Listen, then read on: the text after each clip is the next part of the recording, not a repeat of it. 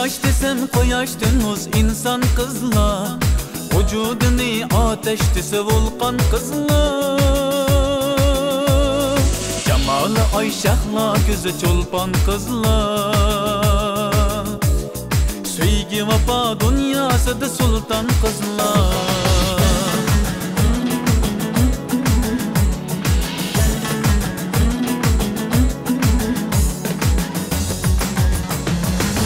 Odada aşıklarını köp köydürgen, koyup dahi dert hicranda gah söydürgen. Şermi haya bilen elini suyundürgen, sevgi vefa dünyası da sultan kızlar.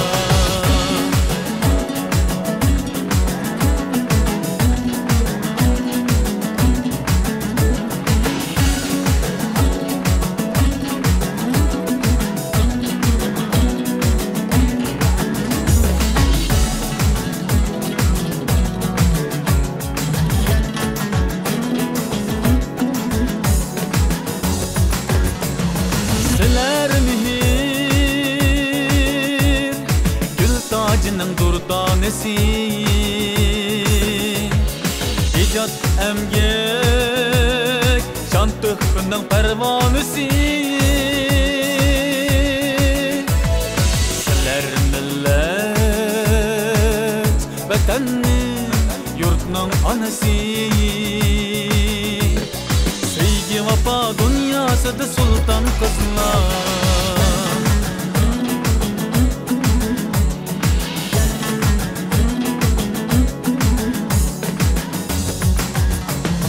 Siler bulgaç üzülmedi ecdat evlat,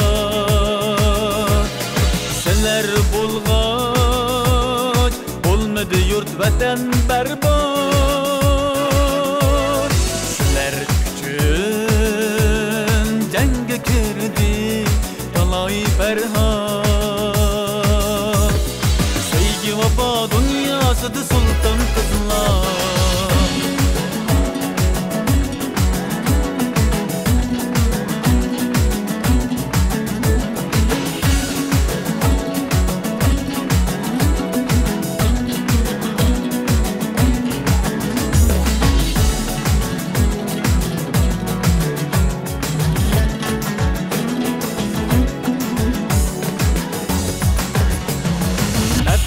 Umak gülkemlege cimi adem,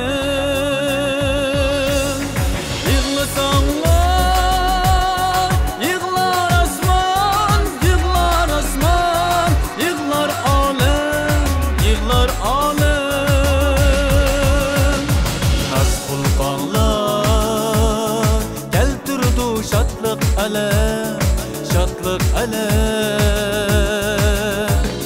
Sevgi vefa dünyası da sultan kızlar, sevgi vefa dünyası da sultan kızlar, sevgi vefa dünyası da sultan kızlar.